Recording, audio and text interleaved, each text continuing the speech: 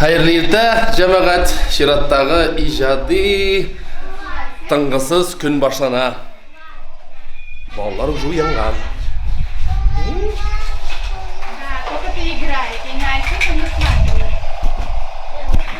О, нәрсе. Ара,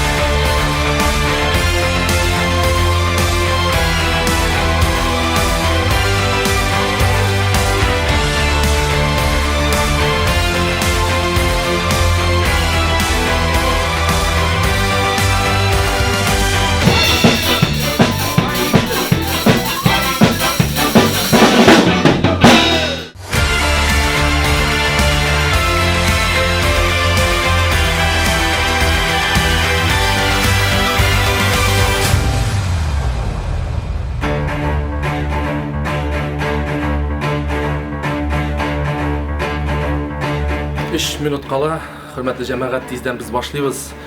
Bizge oңышлар hem tam bir tapır oңышлар Xuday Teala bizni yardımından taşlamasın.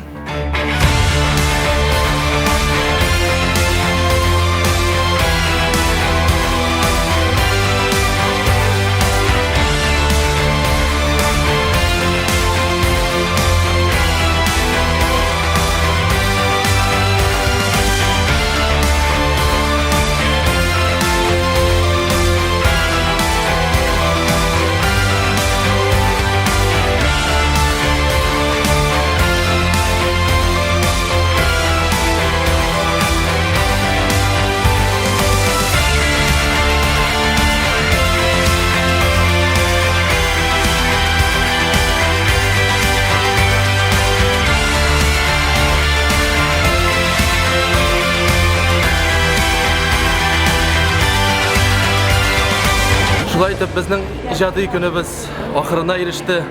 Bek zo'r rahmat, jamoat. Ko'rishirmiz tag'in.